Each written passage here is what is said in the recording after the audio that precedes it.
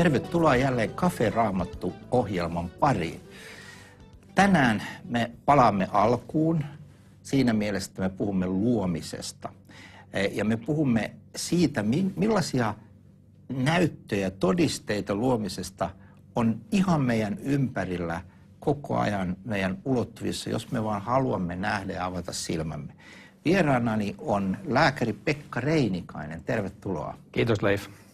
Pekka, sinä olet pitkään näitä asioita tutkinut ja niistä paljon myös puhunut, ja sinun viimeinen kirjasi on nimeltä Eläimet opettavat. Sinä tässä otat hyvin paljon mielenkiintoisia esimerkkejä siitä, miten eliökunnassa on todisteita luomisesta ja suunnittelusta.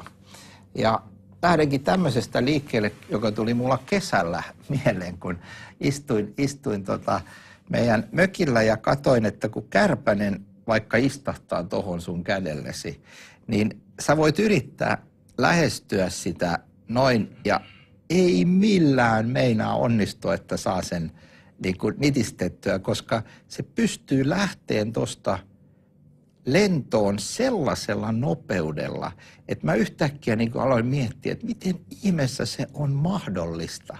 Onko sulla vastaus tähän mysteeriin? No kärpänen hän ei ota turhia riskejä, että se tietää, kun se laskeutuu sun kädellesi, että tästä selvitään.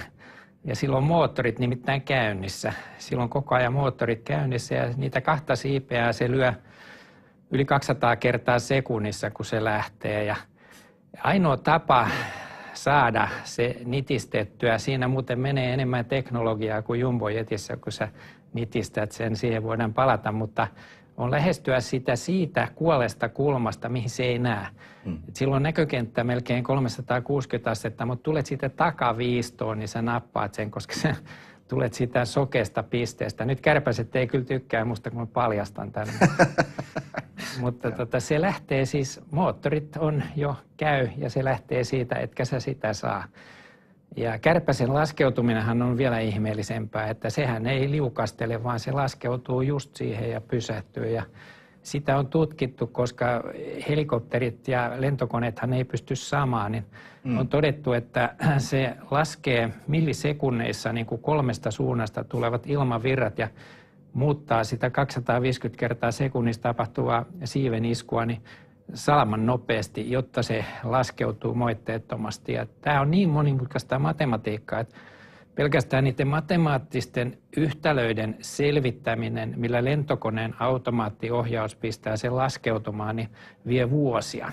Mutta kärpänen suorittaa nämä monimutkaiset matemaattiset laskut millisekunnissa ja säätää siipien asennon semmoisten gyroskooppien avulla, koska tämä on niin nopea tapahtuma, että lihakset ei ehdi toimia. Siinä on tämmöinen automatiikka, jota lentokonesuunnittelijat kadehtii. Aivot ei pysty noin nopeaan laskemiseen, eli se täytyy olla jotenkin suoraan lihaksissa. Se on automaattijärjestelmä, niin kuin meilläkin on monia automatiikkajärjestelmiä. Esimerkiksi pimeä näkö on automatiikkaa. Tai sitten se, että sä kun räpyttelet silmiä, niin sä huomaat, että minä en katoa mihinkään, koska silmäautomatiikka tietää, että nyt tulee automaattinen räpytys. Se jättää minut näkyville niin, että kuva ei häviä. Mutta jos sä tahallas räpyttelet, niin mä häviän näkyvistä hetkeksi. Et me ollaan täynnä tämmöistä automatiikkaa ja se on kaikki sinne suunniteltu. Ja luonnossa tehty suunnittelu on aina ylivoimaisesti parempaa kuin mihin insinöörit pystyy, esimerkiksi kun lentokoneet laskeutuu automaattisesti.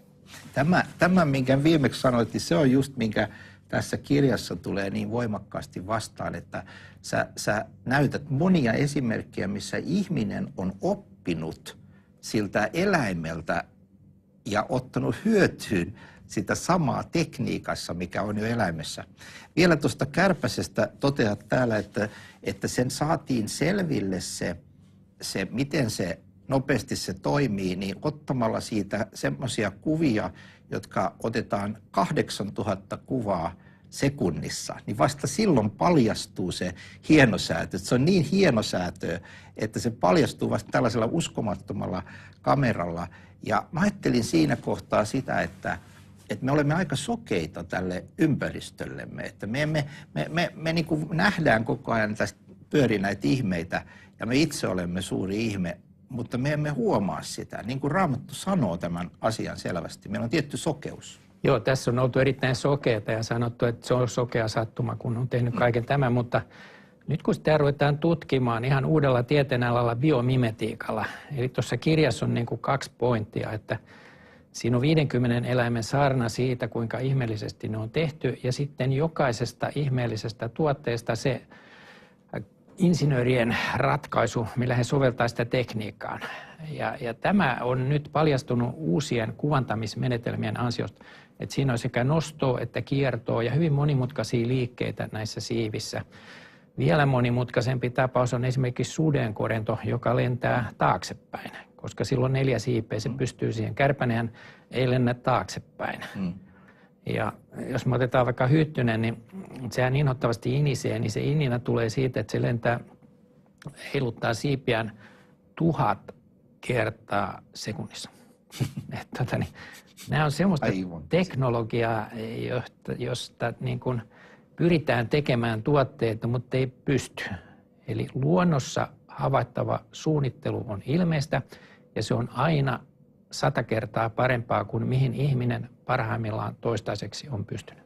Jos pysytään noissa siivissä, niin sitten on tietysti perhonen, josta sä kerrot tästä, jonka uskomattoman kauniit värit on inspiroinut myös ihmistä.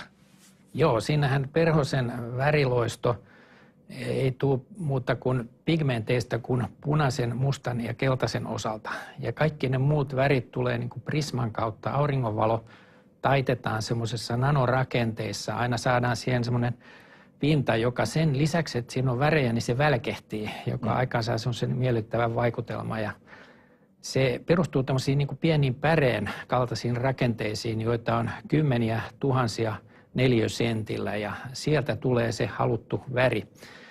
Ja tätä sovelletaan uusissa seteleissä. Et seteleitähän on väärennetty pitkään, että pannaan värikopiokoneeseen 50 ja tehdään setelejä, mutta ei enää pysty. Koska se nanorakenne laitetaan siihen setelin tunnistuskohtaan ja värikopiokone ei tietenkään pysty kopioimaan sitä nanorakennetta, niin noissa paljastimissa ne kärähtää. Se on 650 miljardia dollaria on tämä rahan väärentämisteollisuuden arvo vuosittain. Nyt se on loppu. Eli otetaan perhosen siivestä tämä teknologia, jolla se estetään. Aivan uskomaton. Toinen asia on se, mistä kerrot tässä, että sillä on tämmöinen vettä hylkivä pinta tällä perhosella. Ja nyt voit ostaa myöskin takkeja, jotka on täysin vettä hylkiviä. Ne ei kastu. Ja sekin taas niin kuin ihan tavallisellekin maalikolle on ymmärrettävä, että jos se olisi semmoinen, niin kuin, että se imisi itsensä sen veden, niin ei oikein jaksaisi lentää, se putoisi maahan. Joo, tämähän on tropiikissa olevan morfoperhosen niin kuin kohtalo. Että se on kaunis, hieno perhonen, joka lentää jatkuvassa sateessa, missä tulee raskaita pisaroita, niin sen siipi on suunniteltu siten, että nämä samat nanorakenteet, jotka tuottaa sen upean sinisen värin, ne rikkoo sen pisaran pirstaleiksi, niin että se pisara sinkoo siitä pois ja tällä tavalla se ei kastu. Ja tätä samaa tekniikkaa käytetään nyt tai suunnitellaan käytettäviksi niin kuin esimerkiksi puhelin- tai sähköjohdoissa. Että jos tulee jääsade, niin ne jäätyy ja ne johdot putoaa alas, kun ne tulee hirveän painaviksi. Mutta nyt tämä pisara rikki niin nopeasti, että se ei ehdi jäätyä. Siitä tulee erittäin tärkeä teknologinen sovellutus, että tällä tavalla niin Jumala on varustanut nämä perhoset, että ne voi lentää sateessakin. Plus sitten se, että ne pysyy ilmassa sen takia, että kolmas funktio, kolmas tehtävä, mikä nämä nanorakenteilla on, ne synnyttää mikropyörteitä, joiden avulla se leijuu tälleen, niin kuin perhonenhan lentää näin, niin se säästää 15% bensaa, eli mettä, kun se menee leijumalla. Ja sekin on tarkoituksenmukaista, koska se on niin värikäs, että lintu söisi sen. Mutta se leijuu tälleen niin nopeasti, että lintu ei pysty kurvaamaan yhtä kovaa. Että siinäkin on Jumalan suunnitelma, sen takia meillä on perhosia. Että sotateollisuus varmaan haluaisi matkia tota. Joo, ne matkii, koska kiitäjillä on taas semmoinen niin kuin mehiläiskennon muotoinen rakenne siinä, joka lepakon tutka-aallon niin kuin ohjaa sivuun. Tulee tämmöinen häive. Lepakkohan lentää pimeässä ja tutkan avulla nappaa niitä, mutta tämä perhonen estää sen tai puolustautuu tällä tavalla. Ja tätä käytetään nykyään häiveteknologiassa, häivehävitteissä. Hämäämään tutkia. Joo. Toinen esimerkki, jonka sä otat täällä, joka ei ollut mulle koskaan ennen tullut vastaan, on norsun kärsästä. Ja sä yhdistät tämän meidän tietokoneen hiireen. Kerropa millä tavalla.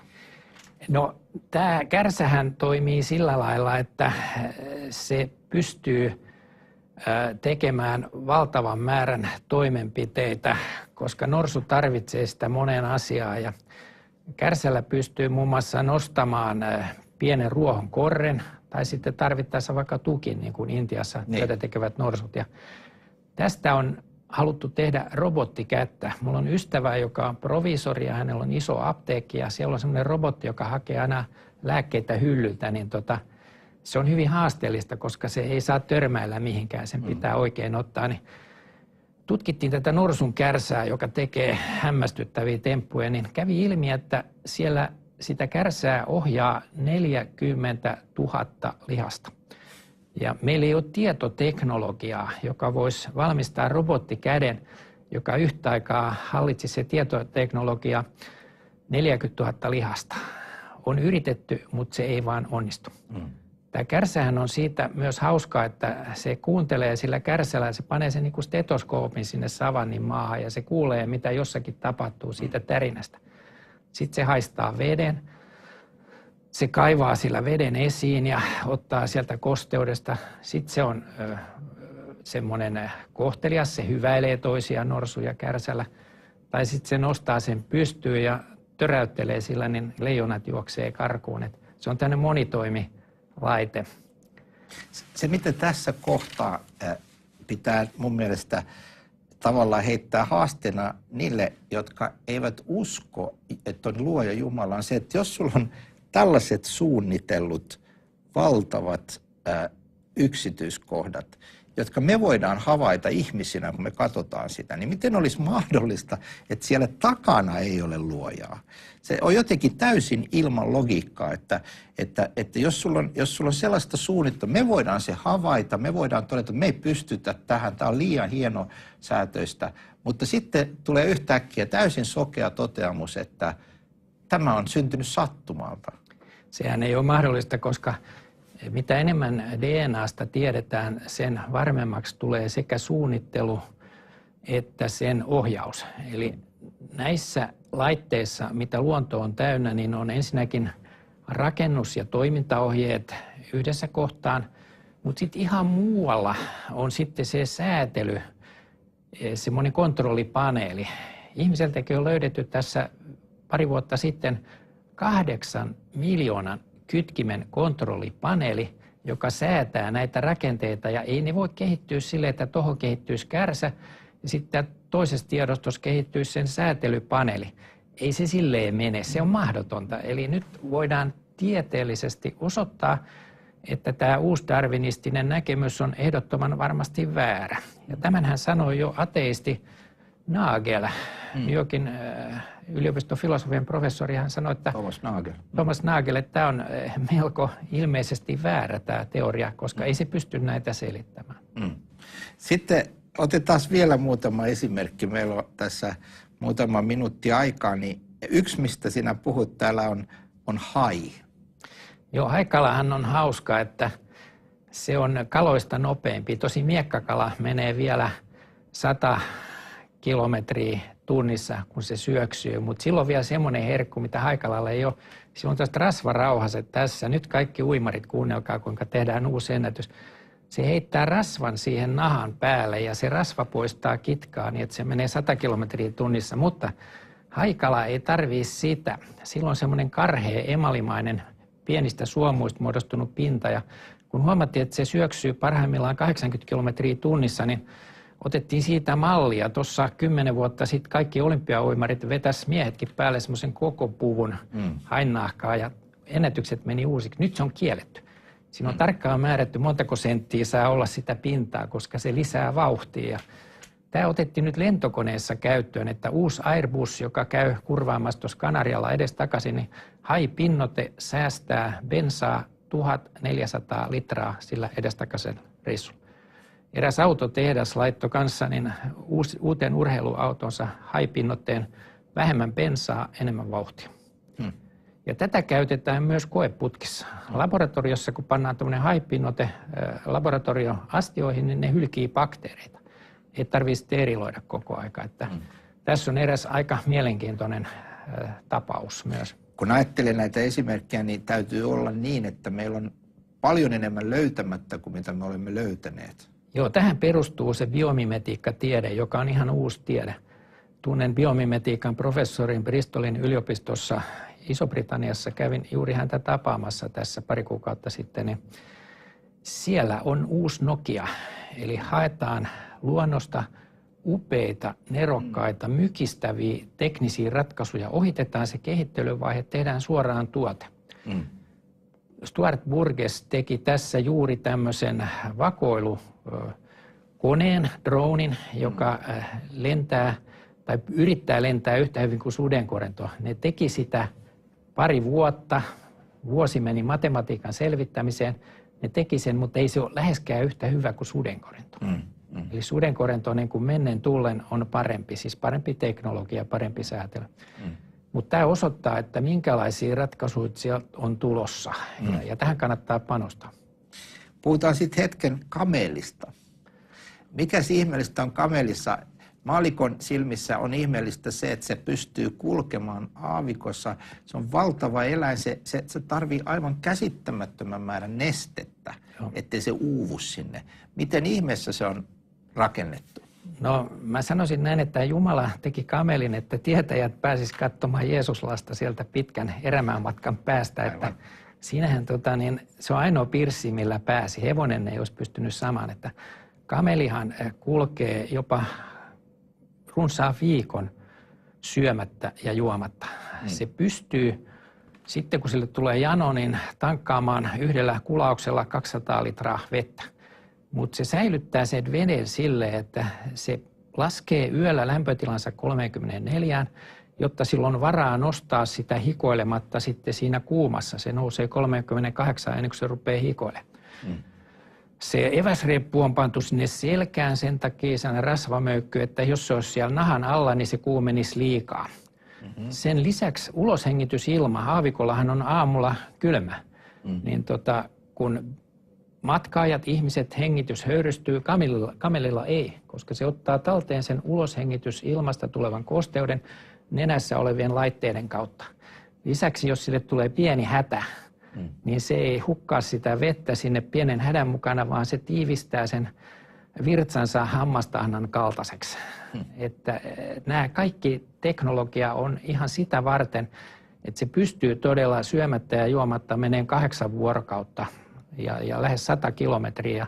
Ilman näitä kameleita niin ei mistään tulisi mitään. Millainen kurkku pitää olla, että sä juot 200 litraa kerralla?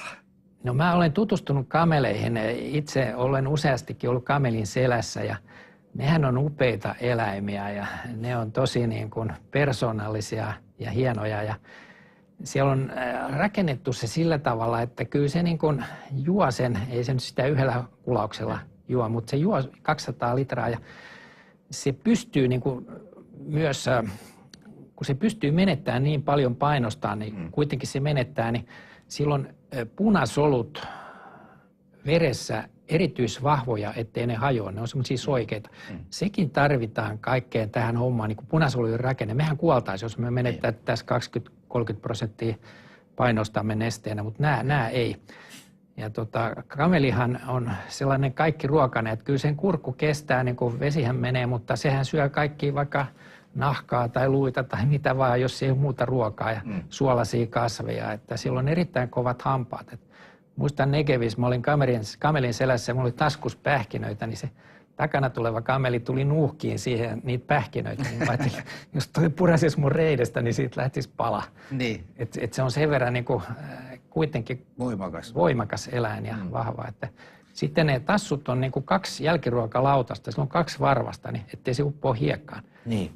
Ja sitten mikä hauskinta, jos tulee hiekkamyrsky, niin se panee tuulilasinpyyhkijät päälle. Silloin vilkkuluomet, mitä meillä ei ole, se putsaa tälle Sitten jos tulee vielä enemmän hiekkaa, niin se vetää ne suojalaseiksi, ne vilkkulomet, ja se näkee niiden läpi, ikään kuin silmät ummessa se menee.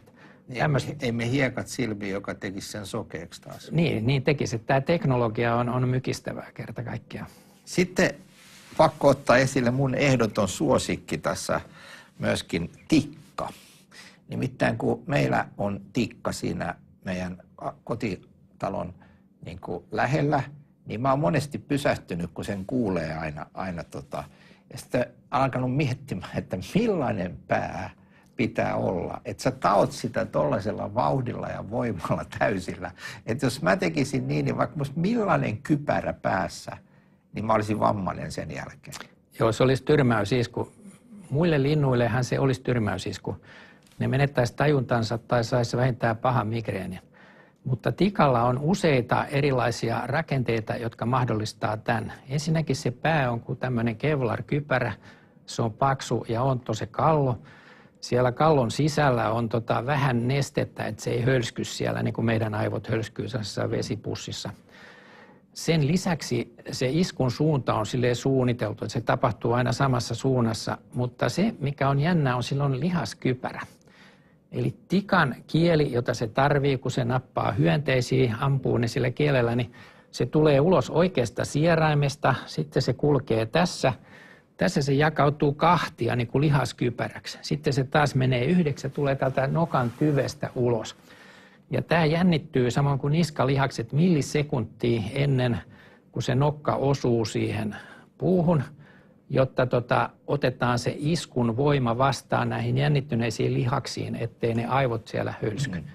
Tällä tavalla se tapahtuu. Ja mikä hauska tässä tikassa, niin kun puhuttiin noista vilkkuluomista, niin siitähän lentää lastuja silmiin ja luoja on huomioinut tämän työsuojelun, ettei mene roskii silmiin, niin millisekuntia ennen kuin se iskee siihen puuhun, niin menee nämä vilkkuluomet päälle, ettei mene roskii silmiin. Ja toinen asia, se lyö niin lujaa, että silmämunat lentäisi ulos sieltä. Niin nämä vilkkuluomet estää sen, että silmät ei lähde lentoon. Että tässä on tämmöistä aika huimaa teknologiaa.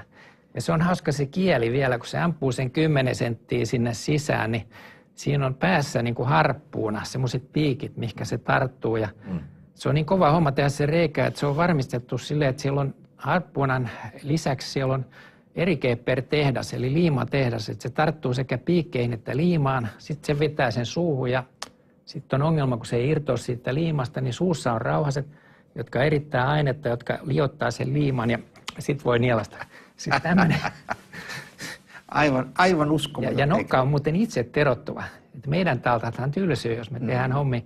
Mutta mitä enemmän se täällä lyö, se paremmin se terottuu. Että tässä on niinku luojalla ollut varmaan aika hauskaa, kun tikkaa on tehty, että kaikki nämä on huomioitava, koska tämähän toimii kaikki tai ei mitään periaatteella. Aivan. Että miten se evoluutio olisi synnyttänyt sen lihaskypärän, että olisiko sitten kieli lähtenyt tuosta matkalle ja kulkenut tästä ja aina mutaatioita tullut. Vähitellen, kun on hakannut. Täysin mahdotonta, koska sehän kuolisi siihen, ennen kuin se ehtii kehittää tätä koko järjestelmää, joka kokonaisuudessaan tarvitaan. Ei ole mitään hyötyä tehdä se reikä, jos et sä saa sieltä mitään ruokaa. Ei, ja sitten se välivaihe, että mitä sä teet sellaisella kielellä, joka tässä silmien välissä heiluu, niin siis tämä on niinku upeata tämä design, suunnittelu, toiminta ja kaikki tämä automatiikka. Totta kai tikallakin, kun se lyö siihen, niin se automaattisesti menee se vilkkuloami tuohon. Ei se tarvitse ajatella, että vedänpä nyt suojelasit päälle tai suojelasit unohtuu kotiin. Niin ei vaan kaikesta Jumala on huolehtinut yksityiskohtaa myöten, jotta tämä toimii. Ja vielä aikatekijä, että kaikki tapahtuu mikro-osassa sekuntia, että ei ole mitään semmoista aikaa niin kuin funtsia ja miettiä, että nyt pitää myöskin tehdä tämä ja tämä. Ja myöskään ei ole mahdollista kehittää sellaista vähitellen, koska se ei toimi muuta kuin kokonaisuudessaan.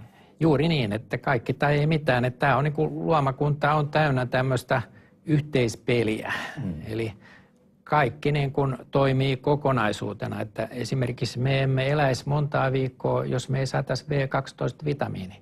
No mistä se tulee? Bakteerit tekee sen meille, ei niistä itse tarvi. Mutta kaikkia täällä tarvitaan. Se on niin kuin tällainen kokonaisuus, joka toimii. Että otat yhden osan pois, niin se kaatuu. Yksi tässä meillä on minuutti aikaa, niin yksi asia lopuksi on se, että eikö totta, että tämän kaiken, mistä me puhumme, niin sä näet sen, jos sä haluat nähdä sen. Mutta jos sä et ollenkaan pysähdy, jos sä niin kun vaan pidät kaikkea itsestään selvänä, niin sä et koskaan huomaa tätä todistusta luojasta ja suunnittelijasta. Joo, lapsethan huomaa tämän. Mielestäni lapset on parhaita tiedemiehiä, koska tiede on sitä, että tehdään havainto ja vedetään johtopäätös. Lapset vetää heti oikein johtopäätöksen, että joku on sen tehnyt eikä se ole itsestään kehittynyt. Mutta sitten tulee tämä koulumaailma, joka ottaa pois lapsilta tämän ja kertoo, että se on alkuliimasta kehittynyt. Mutta jokainen ihminen ymmärtää automaattisesti, että on olemassa luoja, niin kuin Paavali sanoo roomalaiskirjassa. Ja. Kiitos Pekka Reinikainen tästä ja suosittelen lämpimästi tätä sun uutta kirjaa Eläimet opettavat, jossa on vielä huomattavasti paljon enemmän esimerkkejä kuin mistä me ehdimme tässä nyt sinun kanssasi keskustelemaan.